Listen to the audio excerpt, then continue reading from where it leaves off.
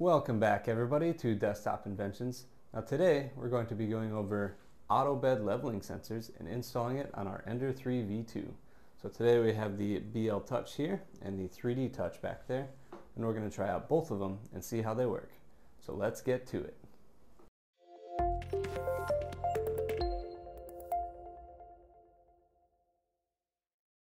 And today we'll be starting out with the 3DTouch, which is the clone. The genuine BLTouch is still in the mail. So today we'll get set up and started with the 3DTouch. Now with the hot end setup here, I have 3 Noctua fans installed, but no place to mount this BLTouch. So we're going to be customizing a mounting bracket to get this mounted on here. Okay, we've got our bracket printed out. It's just a copy of this same Vanguard here, but with a mounting point added for the 3DTouch to mount onto. So we're going to get that assembled and put it on here. So we'll just be mounting this sensor with some M3x10 screws, and then we'll put some M3 nuts on the bottom and tighten that up. Then the mounting will be pretty straightforward. We'll just remove the 4 screws off the front of this fan guard. Then we'll put the new fan guard on there and install the screws. Now that we have the sensor mounted up, we're going to lower the nozzle down to the bed, and then we're going to check the clearance between the sensor and the bed. Now to check the clearance on the sensor, the ideal clearance should be 2 to 4 millimeters. Right now our 2 millimeter Allen wrench slides right under there. And now for the harnessing, got this 1 meter kit sent in the mail, but it was not long enough, so I had to extend it to 1.5 meters. So we'll have to disassemble our cable chains and get this installed and routed down to the motherboard. Now I've got the wire routed through the cable chain here and down to the bottom of the printer. So next we're going to take off this control cover and get this hooked up to the motherboard. So we'll take these 3 screws off of the bottom, and don't forget the 1 screw on the top. And we're going to take this case off. So I'll be using this empty control board just so we can show the connections more clearly. So here we have the harness for the bed probe sensor, and here we have a dedicated jack for that sensor. So these green, red, and yellow pins will plug into the left side of this jack, and the black and white wires will plug into the right side of this jack. When in doubt, check the pinout on the board and make sure that matches the pinout on your bed probe sensor. If your harness is anything like mine, it is extremely loose and I wouldn't trust it at all, so we're going to go ahead and take and glue these into place with some hot glue. In case you're wondering why these 3 and 2 wires are separated, there's an alternate installation where you can take this black and white wire and plug it into your Z stop switch jack. This method also works just fine, but takes a little more work on the firmware side. You'll have to go into the firmware and manually change some things to make that work. And now since we're looking at the motherboard, let's go ahead and check the version of the board. This board version happens to be V4.2.2. You'll need this information later when we pick out the firmware. Okay, back to the real 3D printer. You can see these wires are plugged in now. I'll be taking our hot glue gun and securing those in place so we don't have issues later. If you've removed this ribbon cable out of the way to get access to the jacks, don't forget to plug that in. This is for the LCD display. And since we have a little bit of extra wire, we'll just tie that up a little bit and use a zip tie, get that secured away. And finally, with all the wires installed and glued in place, we'll take and return this cover back on and put the screws in. And now to get the power turned on, we can see right away the sensor is lighting up and the probe is moving in and out, so that's a good sign. Now on to the firmware. And now for the firmware, there's 2 main ways you can do this. One is to go into the code yourself manually and uncomment some lines to turn this feature on. And the second way, which I've chosen to do, is download some pre-written firmware directly and put that onto the printer. And for the pre-written firmware, I've chosen to use Gyres. He's got a really nice selection here of custom Marlin firmware. I'll put a link for this down in the description below. And to find the right file, first make sure you pick the one with your board type, and then you can select what size of grid you want. Anywhere from a 3x3 array grid all the way up to a 10x10. I've chosen to pick the 3x3 grid.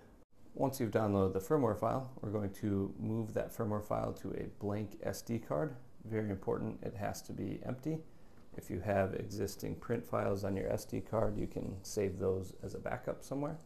Now to install the new firmware on your printer, take your SD card with that file, install it into the printer while the power is off, then turn the power on, and the screen will turn on, but it will be blank, and it'll take about 12 seconds, and the new firmware will be loaded. Then once the firmware is loaded, we can see the Gyres home screen has a little bit different look than the stock Ender 3 home screen. And next we will set the X and Y offset values for the probe. So to do this, we'll go to the Control menu, go down to Advanced, and then go to Probe, and we'll see the X and Y offset values. The X offset will be the left and right distance from the tip of the printer nozzle to the tip of the bed sensor probe. My measurement turned out to be about 35 millimeters. And the Y offset value is the same measurement except forward and backwards on the printer from the tip of the nozzle to the tip of the probe. And this value was about 50 millimeters. So next we can go and store those two values as negative values into the X and Y offset values accordingly. Then we can back out of the menu, and don't worry, these values will be saved. Next we will set the Z offset distance, which is the vertical distance from the tip of the nozzle to the bed probe. To do this, from the home screen we'll go to Prepare, Z Offset, and then check the Live Adjustment box. Then the printer will start to move and home the Z axis. If it's your first time to do this, I would suggest using your finger to trigger the bed probe, just to make sure it's working and your printer head is not going to crash into the bed. Once the printer head has completed homing the Z axis without the use of your finger, you'll see the printer head is now very close to the bed, and we can now do our live adjustment. Once you update the value, you should see your printer head move closer or further away from the bed. My value happened to be about 1.5 millimeters. And now the last step before we start printing, we can create a mesh. To do this, from the Start menu, select Level, and then select Create New Mesh. Creating a mesh will gather several data points of your bed and store that into the system so it can understand the exact profile of your bed. Depending on which firmware you selected earlier, this will determine how many times the probe touches your bed and the resolution of your mesh. After that's completed, select Confirm to save this new mesh to your memory. And now we can start a new print just like we would normally. And the bed sensor will probe the center of the bed once, and it will begin the print.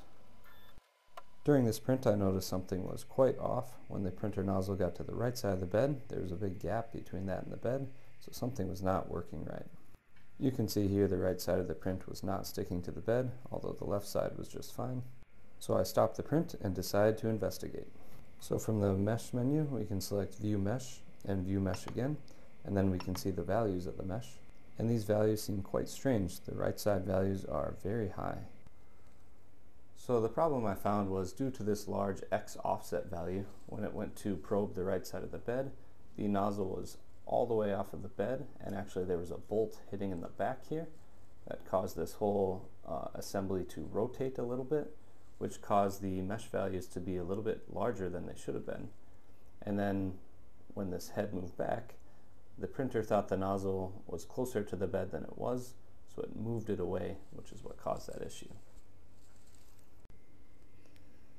And to fix this issue, we will change the X offset value from 35 millimeters to 30 millimeters, just so that it won't put the printer head so far off the edge and hit that bolt. After that fix, we can see the new mesh values, and they're all much closer to 0, which is what we would expect. And now with those adjustments, the 3DTouch is working really well. We've got adhesion across the whole bed, and none of these layers are coming loose.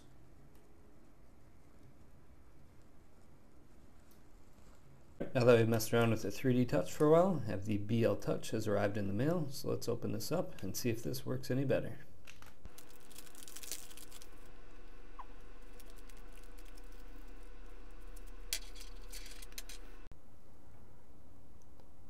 Alright, we have both the devices here, looking at the BLTouch on the right and the 3DTouch on the left. Very, very similar. A few small things I noticed is the BLTouch, the coils inside are wound a little bit more neatly. Not sure if you can see that. In this one, the coils are a little bit messier or looser wound. On the back side, the 3DTouch, which I do like, has the pinout labeled on the PCB in case you have some questions what you're plugging into. And they do have some test pads here for probing if you need to.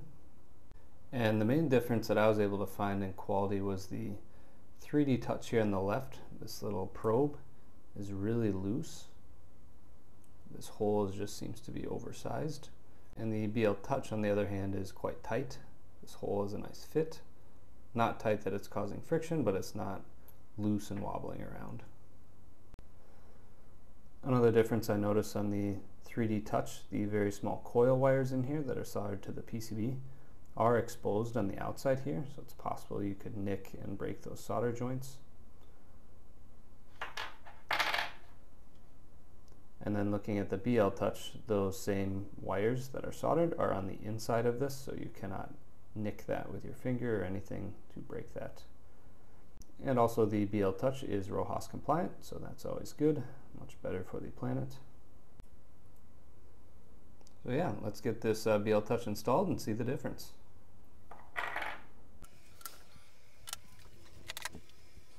One thing I noticed right away is when the BLTouch probes the bed, it is silent and very graceful in how it touches the bed.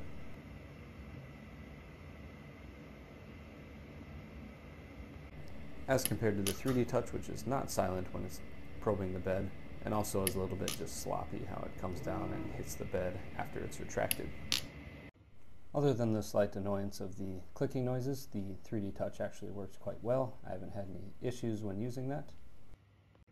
And the BLTouch also works really well. I've had good adhesion on the first layer, laying down the sprint. And if you want my opinion on which one I would suggest getting, of course I would say for the better quality and to support the original creator, I would suggest a BLTouch. And there we have it. I finally broke down and got and installed a BLTouch. I'm hoping it saves me more time than it causes headache in the future, but time will tell. If you've enjoyed this video, please leave a like or comment or subscribe down below. And we'll see you next time on Desktop Inventions.